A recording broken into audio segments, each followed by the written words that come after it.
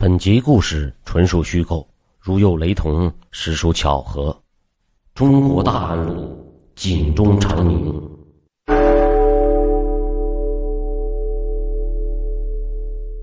客观来说，中国的女死刑犯并不多，枪毙20个男人也轮不到一个女的。女人的犯罪程度也比较轻，一般都是盗窃、诈骗、卖淫之类的。边境省份女性贩毒的较多，内地则有一些女人贩子。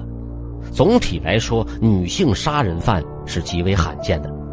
面对暴力杀害成年人的女性杀人犯，又是罕见中的罕见。女性杀人多是投毒、下药、迷晕之类的暗算，对象呢也多是儿童或者是老人。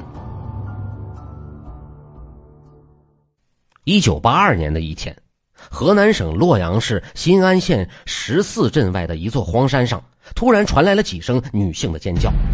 豫西地区地广人稀，新安县也是这样。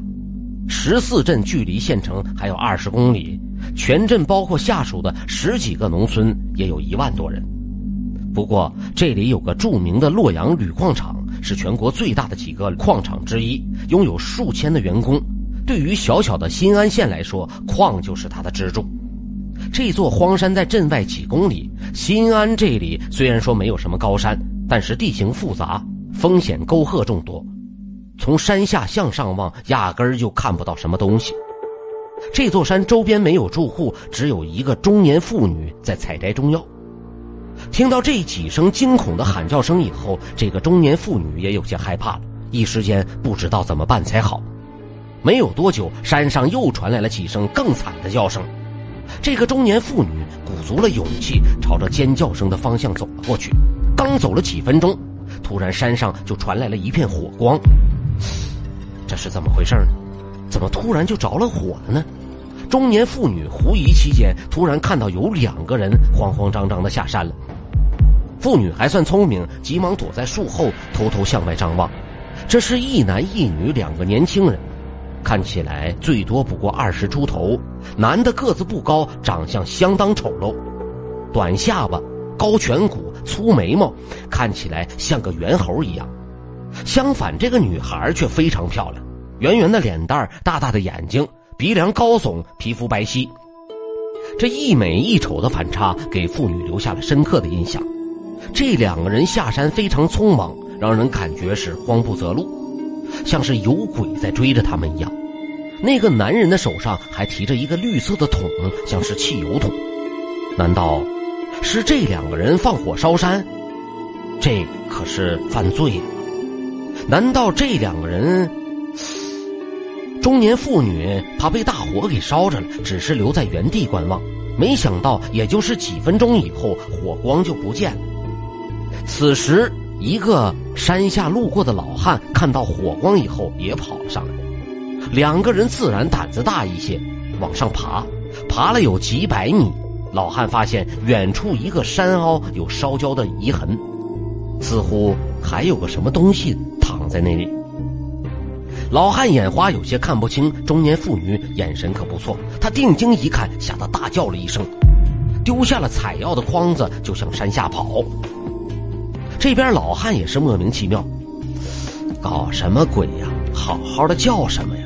老汉朝着烧焦的地方又走了几十米，终于发现了妇女为什么吓破了胆。在一块不过几平方的焦土上躺着一具被烧焦的女尸，一半已经碳化，一半还完好。女尸全身赤裸，一丝不挂，2腿分开，尸体的上半身尤其是脸部已经完全烧焦成了骨骼状，但是下半身却没有烧灼的痕迹。可以看出这个女孩很年轻，全身皮肤雪白细腻，而且这个女孩还很时髦，裸露的脚趾上还涂着红指甲。惊慌之下，老汉急忙下山报警。新安县是个小地方，90年代只有20万人口，多年没有发生过杀人案，更别说杀人焚尸案。接到报警以后，新安县警方惊呆了，通知上级洛阳市公安局。新安县警方火速赶到现场，随后洛阳刑警也赶到了。案发地距离洛阳有30多公里，等到洛阳警方赶到的时候，天已经黑了。现场勘查倒是很简单，也很头疼。女尸上半身完全烧毁，脸部焦炭化成骷髅状，无法辨认相貌。女尸全身赤裸，不见任何衣物和随身物品，不能借此来辨别身份。法医经过简单的查看，认为受害女孩不是死于火烧，而是被人重击了头部，又被手掐绳子勒，至少袭击到2-3次以后才惨死。歹徒下手极为凶狠，尤其是绳子勒痕很深，看来一定是要置受害者于死地。受害者死后才被歹徒泼洒汽油焚烧，尸体没有挣扎的痕迹。受害女性很年轻，估计20岁左右，还没有生育过。根据肌肉和皮肤的分析，这个女孩并不是农村人，应该是县城，至少也是镇上的人，没有干过农活。女尸全身赤裸，两腿分开，给人的感觉似乎是强奸杀人。奇怪的是，根据尸检，并没有在阴道内发现精液，受害者死前也没有发现被性侵的痕迹。更有甚者，尸检发现受害女性还是处女，现场几乎没有留下什么线索，只有中年妇女的目击证明和几块绿色的油漆。仅仅依靠中年妇女的回忆，根本不可能在新安，更不可能在洛阳找到2个犯罪嫌疑人。至于绿色的油漆，可能是歹徒携带的油漆桶上掉下来的，除非能够找到这个汽油桶进行对比，不然油漆根本没用，不足以破案。案件陷入僵局，现在急需搞清楚受害女孩的身份。万幸的是，受害者是谁很快就搞清楚了。新安县警方正准备贴寻尸启录，这边已经有人来公安局报案了。报案者可是有来头的人，他是洛阳铝矿的厂长老丁。洛阳地处豫西，穷山恶水，在建国之前始终很落后，因为落后，很多青年农民生活艰巨，干脆上山为匪。豫西也是土匪的老巢，先后出过孙殿英、刘振华之类的大军阀。建国以后，因为国家将几个超级大型工厂建在这里，洛阳一度发达了起来。上面也说过了，在新安县的支柱企业自然是洛阳铝矿厂。借助新安优质的铝矿资源，1966年新建了铝矿厂，工厂规模庞大，员工众多，厂长的行政级别和县长差不多。当时的新安人，尤其是农民，最希望的就是进入这家工厂成为工人。工人的待遇远远高于本地农民，就收入来说是后者的几倍，还旱涝保收铁饭碗。当地农村的女孩最希望的就是被厂里男工人睡，这样一来就可以成为工人的妻子，脱离农村户口。为此，历任厂长几乎就是土皇帝，在新安县各处都备受巴结。改革开放以后，河南国有企业逐步开始衰落，铝矿厂也不例外。只是瘦死的骆驼比马大，直到今天，该工厂还是不错的，成为很多当地青年理想的就业岗位。厂长老丁没有以往厂长的大威风，也是独当一面的人物。平时老丁志得意满地在县城或者是厂里街上走，普通青年都不敢抬头看他。此时的老丁却早已没有以往的风度，他已经六神无主，在公安局里语无伦次。警察们问了半天才问明白，老丁的小女儿昨天失踪了。老丁说，我二女儿刚刚进入我们工厂做技术员，才2个多月，她很乖的，每天下班都按时回家。昨天我们等到晚上也没看见她回来。他妈和哥姐跑遍了全厂宿舍，又找遍了县城的亲戚朋友家，都没有找到人，真是气死了。听了这句话，警察们顿时倒吸了一口凉气。警察问，你二女儿今年多大了？19。她是不是皮肤很白，脚上还涂着红指甲？她是不是还没有结婚？老丁颤抖着说，你们说这些，这是什么意思？警察沉默了一会儿，我们在郊外的荒山上发现了一具烧焦的女尸。什么？不可能，不会的，不会是我女儿。我女儿刚刚进入社会2个月，哪有什么仇人？不会有人要杀她，这肯定是别人。老丁果断认为不是，但警方还是让他辨认了尸体。老丁的老伴儿也要一起去辨认，警方怕他受不了，让他等在外面，由儿子来陪着。警方只允许老丁和大女儿2个人进去。进入停尸房，2人立即闻到了一股浓重的焦臭。老丁的大女儿当场就差点呕吐了。拉开尸柜，老丁的大女儿刚看了一眼，就感到天旋地转，向后跌倒。一个女民警急忙扶住了她。这边老丁盯着尸体的腿部，勉强地看了几眼，立即抱头痛哭起来。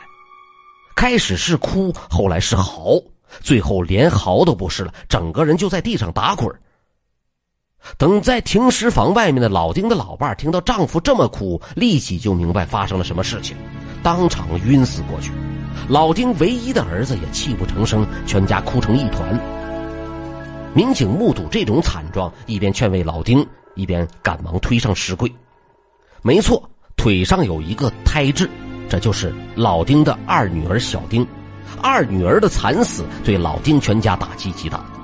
老丁2口子都进了医院，老丁在入院当晚哭得吐血。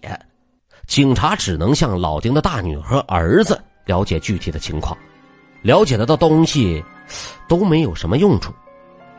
小丁姑娘很小就跟随父母来到旅场，在这里上了小学和技校。技校毕业以后，小丁姑娘成绩一般，并没有考上大学。只是老丁不是普通人家，他的社会关系很多，轻松地将小丁姑娘送到了洛阳，上了矿业的专科学校，拿到了大专的文凭。1992年毕业以后，借助老丁的关系和大专文凭，小丁姑娘顺利地成为了工厂的技术员。技术员和普通工人可不同，他的奖金工资都是后者的3倍，还很容易升职成为工程师。可以说技术员是整个厂里面的贵族阶层，是人人都羡慕的好工作。不过小丁姑娘确实没有仇人，这姑娘很老实，甚至可以说成懦弱，平时遇事小丁都往后躲，大小事情都靠父母和姐姐哥哥帮忙来处理。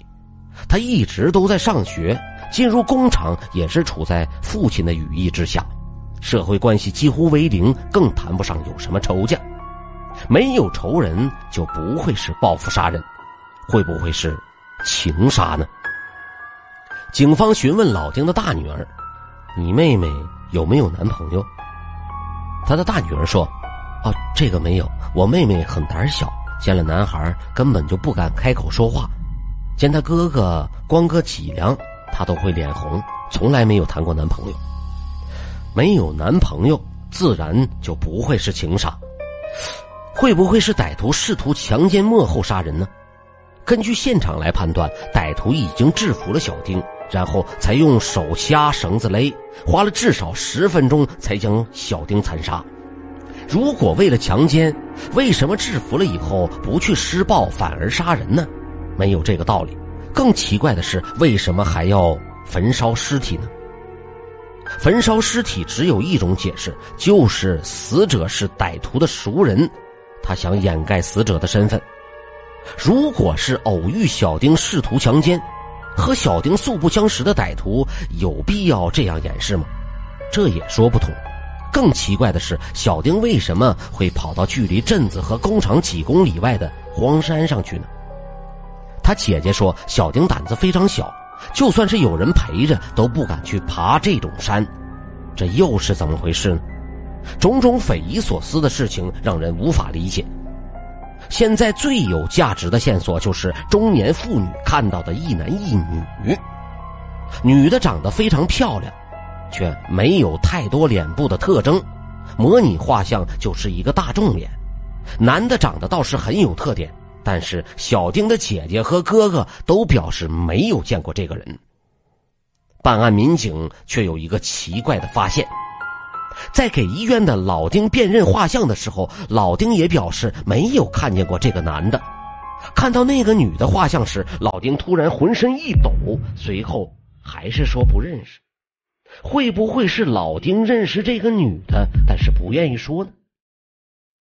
以老丁的身份，警方拿他是没有什么办法的，他不愿意说，谁也不敢逼他。这样一来，案件就彻底陷入了死胡同。杀人案本来就很严重，焚烧尸体就更为恶劣。洛阳警方对此极为重视，成立了专案组，要求限期破案。专案组上下也是忧心忡忡。这种案件很奇怪，有很多说不清道不明的地方。直到现在，案件究竟是什么性质还是不能确定。那还谈什么要破案呢？让警方没有想到的是，突然有人帮忙把他们这个案子给破了。新安县医院的小护士主动向公安机关报案，说是一个叫做曹琳琳的人有重大嫌疑。警方盘问这个姓曹的年轻护士：“你是干什么的？”“我今年刚从护校毕业，在新安县医院实习。”“你是怎么知道的呢？”“曹琳琳亲口跟我说的。”“他怎么就会跟你说的呢？”“我们是远方亲戚，从小一起长大的。他长得丑，又没有爸爸，小时候经常被人欺负。我看他很可怜，平时我都保护他。我们关系也很好。他这几天有些魂不守舍。我问他这是怎么回事，他说他自己杀了人，杀了个女的，又说尸体被公安给发现了，他觉得很快就会被抓了，准备逃到外地去躲一躲。他跟我说完了这番话以后，我想你们迟早会抓住他的。如果我知情不报，那我也得坐牢，我就赶快来公安局来揭发他了。他是我亲戚，但是做了这种坏事，我也不应该包庇他。”警方说：“这件事情你做得很对，我们会通知你们医院里表扬你。他现在在哪里？”那个小护士说：“我听他说今天就整理行李，然后坐汽车去洛阳，再去外省。你们得赶快，不然估计抓不住了。”曹琳琳不住在县城，而是住在铝厂的宿舍区。新安县警方立即出动，20公里的路程，半个小时就开到了。根据护士的介绍，警方包围了曹琳琳在宿舍区的家。曹琳琳很小的时候就同改嫁的母亲来到了这里，没有多久继父也死了，她和母亲相依为命。她的母亲没有技能，含辛茹苦地抚养着这个儿子。母亲每天天不亮起来，烤做点豆腐什么的，然后就在厂子的门口里卖，赚点小钱来勉强糊口。曹家家里条件极差，都没有什么像样的家具。曹琳琳自己又没有工作，靠在工厂里做临时工为生，收入微薄。警方破门而入，冲入了曹琳琳家破烂的小屋的时候，曹并没有反抗，他已经吓得腿软了。抓住曹琳琳以后，警方一眼就看出他就是画像上的那个男人。曹琳琳相貌丑陋，非常有特点，让人一眼就难忘。警方对他进行了突审。“知道为什么抓你来吗？”“知道。”“为什么？”“我杀了人了。”“杀了谁？”“一个女的。”“你为什么要杀她？”“怎么卡壳了？”“我是上山玩的时候看到她，我想强奸她，她抵抗，我就把她给掐死了。”“然后呢？”“没了，我认罪，你们枪毙我吧。”“没了。你认识不认识这个女孩？”“不认识。”“不认识？那我问你，你为什么要焚尸？”“这你都不认识她，干嘛把尸体给烧掉？就算是我们发现尸体是谁，你们都不认识，这也抓不住你啊！你解释解释。”“还有，尸体使用汽油烧的是吧？还要小半桶。你上山去玩，难道还扛着汽油桶不成？准备不准备说？还是想继续包庇你的同伙？你以为你不说，我们就不知道了吗？现在我们就问你一句话，跟你一起下山的那个女的是谁？”“你们怎么知道的？”虽然说警方连续夜审，但是曹琳琳很奇怪的一个字不吐，仅仅承认自己强奸杀人。这违背常理。强奸杀人在当年肯定是枪毙了，自己都没命了，还维护什么同伙呢？还不如主动检举，说不定还能立功，侥幸保住一命。警方让目击证人中年妇女来辨认，确认曹琳琳就是那个带着汽油桶逃下山的男人。经过对曹琳琳家的搜索，发现了一把大扳手，经过化验发现有新鲜的血迹，血型和小丁相同。曹琳琳家还发现了一个绿色的小型汽油桶，汽油已经用完。根据分析，现场留下的氯漆和汽油桶上的完全一致。曹琳琳家里还发现了一些女性的金银首饰，经过小丁姐姐的辨认，都是妹妹小丁当天佩戴的。这样一来，证据确凿。90年代对于杀人犯动刑并不稀奇，大家也知道是怎么回事。经过几番拳脚，招架不住的曹琳琳终于招了。曹琳琳说：“我确实不认识这个女的，跟她也无怨无仇，是有人让我去杀她的。”“谁？和你一起下山的那个女的吗？”“对，她叫任雪，是我的邻居，她是铝矿小食堂的服务员，临时工。”“她为什么要杀小丁？”“具体的什么原因我真的不知道，她就是说要报仇，说小丁是她技校的同学，事后她给我一笔钱，还把那个女的身上的首饰都给我，还跟我结婚，我一直都很喜欢她。”新安县是个小地方，曹琳琳被捕的事情没有半天就传遍了县城和整个厂区。警方紧急对任雪进行抓捕，将她在家里给抓住。警方冲进去的时候，任雪的二哥也在家。他的二哥是厂保卫科的保安，平时经常和公安人员接触，大家都很熟悉。听说自己的妹妹涉嫌杀人，他二哥无论如何都不相信。“你们肯定是搞错了，我妹妹才19岁，怎么可能杀人？”至于任雪本人更是毫不在乎的样子。“是曹琳琳在诬告我，她一直都想追我，没有得手，她才陷害我。不管怎么样，我是没有杀人的。”无论是任雪怎么说，她还是被抓到了公安局。19岁的任雪1973年出生，长得是非常漂亮。她身材高挑，皮肤白皙，圆圆的脸蛋，一头秀发，青春活泼，算得上是一个极为漂亮的女孩。可以看得出，她还挺泼辣的，始终仰着头，没有一丝恐惧。进入派出所以后，警方为了攻心，一开始就将曹琳琳带进审讯室和任雪对峙。谁知道任雪毫不畏惧，张口就是：“琳琳，你不要开玩笑啊！”曹琳琳看到任雪，一句话也不敢说了。这边警方看到任雪二哥的面子，对他没有动刑，只是让他交代：“都这样了，你就别抵赖了吧，坦白从宽。”但是任雪却根本不在乎，一口咬定什么都不知道。甚至在中年妇女认出任雪就是和曹琳琳一起下山的女孩，任雪仍是一个字都不说。警方对任雪家里反复搜查，在很隐蔽的地方找到了一只女表。根据小丁姐姐的辨认，这就是小丁遇害当天所戴的表。这表很值钱，是小丁工作以后父亲送给他的，整个新安县也没有第二块。证据确凿，任雪仍然不承认。“这表是小丁送我的，我们是同学。”警方对他说：“他什么时候送你的？同事说他遇害当天上班的时候还带着这块表，难道死前脱下来给你的？人证物证俱在，你还抵赖什么？”由于任雪死不承认，警方只能做侧面的调查。奇怪的是，得知任雪是嫌疑人以后，老丁家里炸开了锅。老丁的老伴狠狠地抽了丈夫几个耳光，大哭大闹，家里乱作一团。警方找到老丁，询问任雪和小丁的关系时，老丁却支支吾吾乱说一通。这是在搞什么鬼呢？经过警方侧面调查，发现任雪和小丁也没有什么仇恨，两个人还曾经是很好的朋友。任雪的父亲是铝厂的普通工人，母亲是家庭妇女。大哥在工厂车间里做临时工，二哥也在保卫科做临时工，都是工厂子弟。任雪的大哥和小丁的姐姐是同学，任雪和小丁是同学。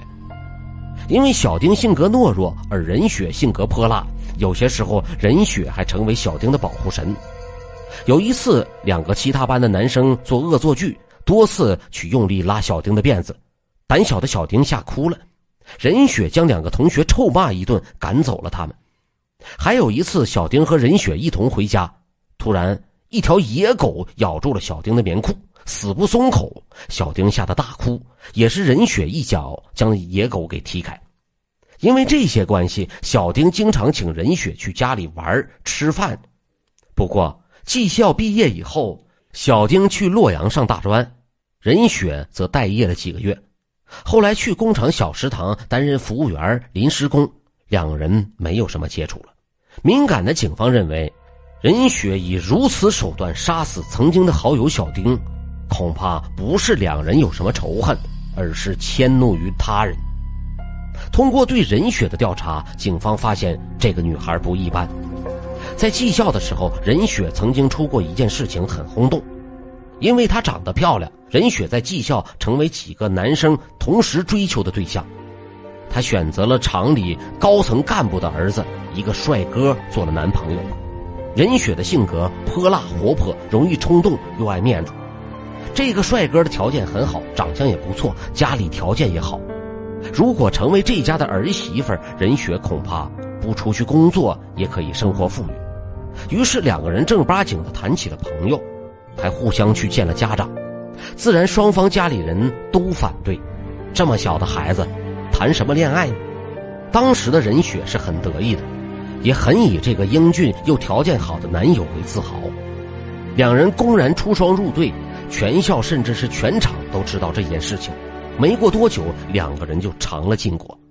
几个月以后，没有避孕常识的任雪发现自己怀孕了。她慌张地找到男友想办法，男友也很慌张，无奈之下只得回去告诉父母。谁知道男友的母亲根本就看不上任雪，此次更是怒火中烧，把儿子臭骂了一顿。跟你说了，不要这种人，就是不听。她除了漂亮还有什么优点呢？要家境没家境，要性格没性格。结婚要讲究门当户对，我们干部家庭找他们普通工人干什么？随后男友母亲找到了任雪，将她带到了新安医院做了人流，还给了她一笔营养费。当时这个母亲巧舌如簧，说什么你们太小，哪里能要孩子，还是先打掉吧，将来等工作了再结婚，还怕没有孩子吗？任雪当时只有16岁，没有社会经验，就瞒着自己的母亲去打了胎。谁知道做完人流手术以后，男友就开始躲着不见她。任雪好不容易在街上堵住男友，男友却说，我就是要跟你分手，我为你而打胎，你现在同我分手，你是不是人呢？你是打胎了，但谁知道那孩子是谁的？我妈说你是骗我的。你说什么？你说孩子不是你的，你不认账？别管孩子是谁的，现在都没了，还有什么好说的？我妈不是给了你一笔钱了，你就别闹了，我是不会娶你这种人的啊。我妈说你结婚前就能和人上床，根本就不是什么好东西。任雪大怒，当街就和这男友厮打了起来。周边群众见有人打架，都笑嘻嘻的围观看热闹。男友急忙脱身，用力的推倒了任雪，任雪的脸撞在了地上，割破流血，下巴上留下了一大块疤痕。这事情就这样结束了。16岁的任雪就失去了贞操，打了胎，还被人给抛弃了。更倒霉的事情，在工厂这个小地方，这件事情几乎全场皆知。任雪只要一出门，就会有人指指点点，嬉笑说怪话。会不会是男友喜欢上小丁才和任雪分手的呢？任雪多年后才报复，将小丁给杀死呢？也不对，小丁姐姐都说了，妹妹没有谈过恋爱。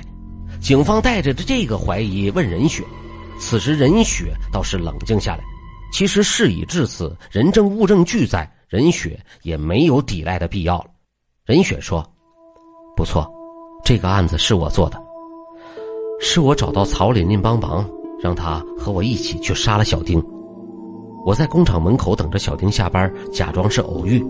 我说这么多年没见了，我们一起去山下走一走，散散心。小丁一直都很信任我，把我当成好朋友，就跟着我走了。到了山下，我又说山上有漂亮的花，把他骗到了山上。然后曹琳琳突然从树林里跳出来，用一个扳手将小丁给砸倒，又砸了他很多下，满地都是血。我们都以为小丁死了，就将他的衣服给剥光，首饰和手表都拿走，伪装是强奸杀人。然后我们去树林取准备好的汽油来焚尸。焚尸是我想出来的，因为我和小丁很熟，怕警方认出尸体以后找到我。结果我们拿着汽油桶回到了原地，发现小丁没有死，带着伤向山下拼命地爬。我急忙让曹琳琳去杀了他，但曹琳琳没出息，此时手软，她不敢动手了。我就扑了过去，用力地掐了他的脖子。小丁挣扎着向我求饶，我没有停手，将他给掐晕。后来曹琳琳又跑了过来，用绳子勒住了他的脖子，我们一起用力把小丁给杀了。杀完以后，我们倒上汽油焚尸，没想到火光冲天，冲了几米高。我们当时都有点害怕了，赶紧拎着汽油桶往下跑。我把首饰给了曹琳琳，自己留下了最值钱的手表。警方问他，曹琳琳为什么要帮你杀人呢？他说他根本就不认识小丁，是我利用他。曹琳琳是我们这里长得最丑的男孩，从小就被人欺负，他是我的邻居，我知道他一直在追求我，但是不敢开口。我一个人是对付不了小丁的，所以就利用他和我一起去杀人。我说杀人之后给他一笔钱，其实我哪里有钱呢？我都是骗他的。我说杀了小丁以后就跟他结婚，也是骗他的。曹琳琳从小没有爸爸，妈妈也是个老实人，她也是傻傻的，很容易被骗。从开始到现在，她连我的便宜都没占过。我当时觉得她很傻，现在觉得她很可怜，她是被我害了。你现在说，你究竟为什么要杀小丁呢？你们有什么冤仇呢？我们没有冤仇。那你用这么凶残的手段杀他？我是报复他的爸爸老丁。什么？这个老色狼王八蛋，我恨死他了。我知道他最疼小丁，我就是杀了他的小女儿，让他一辈子的后悔。你好吧，你从头说说。之前的事儿我也都说了，你们也都知道了。我16岁打胎的事情全校全场都知道了，我爸妈经常骂我，我也没有心思再学习了。从技校毕业以后，我也没有试着考大学，反正肯定我也考不上，我家里条件也不好，又没有什么关系，我只能在家待业了。当时小丁成绩比我还差，就是因为他爸爸有关系，送到洛阳上了大专去了。我很嫉妒他，觉得他什么都不如我，竟然混得比我好。当时我也没有工作，很着急，病急乱投医，我就去找小丁的爸爸老丁来帮忙。他既然能让女儿去上大学，帮我找个工作应该没问题吧。我和他讲了以后，他先是不说话，然后说专门接待领导的小食堂倒是还有个岗位，正式工服务员，工作轻松，也就是领导来的时候端端菜，一周也干不了几天。这个工作又是铁饭碗，收入也不错，不过我的条件不符合，干不了。警方问他，你是故意这么说的？任雪说，当然了，他听说过我的事情，觉得我容易上手。当时我才18岁，他都40多了，平时道貌岸然的，装得挺像是个人，我一直都喊他叔叔。我当时很想要这份工作，就苦苦地求他，说会尽力地谢他。他笑着说，你怎么谢我？有家有姓的拿着一大包钞票给我，就为他女儿能够干这个。说着说着，他一只手就放到了我的腿上。我当时一惊，用力把他手给拿开了。他倒也没有生气，还说你又不是黄花大闺女了，还装什么蒜？我这个人最直接了，你跟我睡几觉，我就给你这个工作，不跟我就像你妈妈一样，一辈子在家吧。我可是厂长，不管找什么关系，最后都要到我这里来批。你不愿意跟我，肯定是没有这份工作。警方问他，那就是诱奸你了？看不出老丁在外面一本正经，原来他是这种人。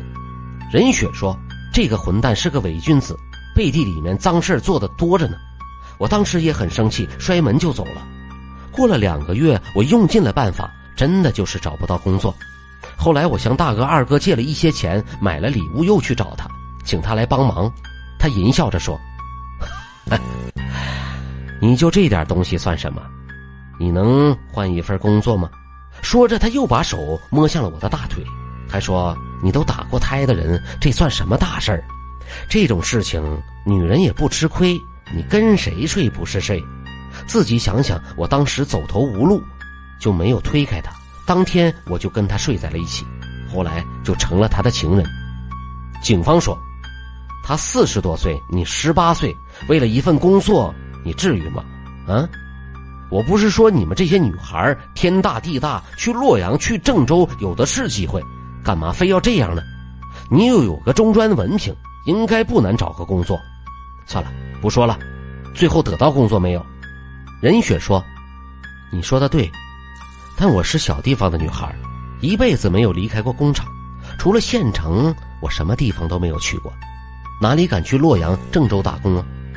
这份工作是得到了，但是我被骗了，这根本不是什么正式工，就是一个临时工作，随时都有可能被解雇。我也很生气，去找他闹，说他骗了我的身子，他却很无耻，说什么你这种条件找这个工作就不错了，这服务员就是接待上级领导，1周工作2、3天，轻松得很，那么多人想干还干不了。他还说，你以为自己身子多值钱，就一个残花败柳的。我当时就气得大骂，他又恐吓我，你爸爸、大哥、二哥都在我的工厂，你大哥二哥还都是临时工，你要是瞎闹，不但自己干不成，你大哥二哥也都要滚蛋。我当时18岁，没有社会经验，被他一下也不敢再闹了。本来他说陪他睡几次就行了，后来又以临时工会解雇来要挟我，隔三差五的让我陪他。这种地下情人维持了1年多，后来又出了一件事情。警方问任雪，什么事情？任雪说，我怀孕了，这个混蛋只顾自己痛快，从来都不避孕。我去医院检查，医生说我16岁时候那次人流严重的损坏了子宫，如果这次再溜掉，很有可能终身不孕。我就找他商量，他一反常态，对我特别的好，满嘴甜言蜜语，让我去打掉。我有过这种经历，开始没有受他制骗，我坚决说不打，打了我可能以后都没有孩子了，我就要生下来，我也不要你负责任，也不要和你结婚，你给我钱帮着抚养就行了。但是他很不同意，非要让我打掉。他说了很多的好话，什么我们这样怎么养孩子，等他和老婆离婚以后，我们正式结婚再要。以后我才明白，他都是骗人的，他怕我生下孩子，用孩子来找他闹，无穷无尽的。他也怕生了孩子这事儿就会闹出来，这厂长的位子他也保不了，他要斩草除根，坚决不要这个孩子。警方说，那结果呢？任雪说，这次我很坚决，就是要留下，我也不是要挟他，我真的想要生一个孩子。他见我很坚决，他就急了，他先说给我一笔钱，我不同意，他又说在洛阳给我买个房子，我也是不同意。最后他没有办法了，说给我一个好工作。他说现在工厂有一个老技术员退休了，空出一个岗位，这个岗位待遇是很好的，是正式工，而且很受尊敬，工资奖金都是普通工人的3倍。我的学历是中专，也符合要求，这种可能是10年难遇的好事。只要我愿意打掉这个孩子，他就把这个工作给我。我怕被他给骗了，要求看看这个工作的情况。他把所有的资料给我看，确实有这样一个岗位，我也符合要求。我当时想，只要是有了这份工作，一辈子就不用愁了。就算是不能生育，我这辈子至少也会有口饭吃。我一时糊涂就同意了他，去新安医院做了人流。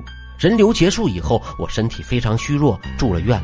医生说我现在的子宫因为多次做人工流产比较薄，已经不能再怀孕了。我听了以后也哭了好几天，没想到的是我再次被骗了。警方问他，工作他没有给你？任雪说，对，我出院以后刚去工厂就听说来了一个新的技术员，我当场是五内俱焚，跑到技术员办公室一看，竟然就是老丁的女儿。我曾经的好朋友小丁。我去质问老丁，老丁见我已经打了孩子，露出了一副流氓的面孔。他对我说，我就是玩女人，玩你，我骗你又怎么样？我女儿这样正经人怎么不会被骗呢？还是你自己贱，活该！你老老实实的，我还给你留着服务员的工作，不然连这个都没有。你都做了人流了，我还怕你吗？你有什么证据证明我玩过你呀？我当时气愤至极，摇摇晃晃地走出了厂长办公室。当时我只有一个念头，我要报复他。你不是说你女儿好吗？你不是最喜欢的你的女儿吗？那我就杀了她，让你一辈子都后悔。后来的事情你们都知道了。警方说，你的经历是值得同情的，老丁也确实不是什么好东西，冤有头债有主，你要杀也应该去杀老丁。小丁姑娘是无辜的，被你们这样给残杀了，冤不冤呢？再说老丁诱奸了你，骗你打胎，他是混蛋，也罪不至死吧？还有曹琳琳还是你朋友，被你利用去杀人，肯定是没命了。曹琳琳就一个妈妈，靠卖豆腐辛辛苦苦把儿子养大，你为了自己的私怨害死了人家的儿子，你对得起这个妈妈吗？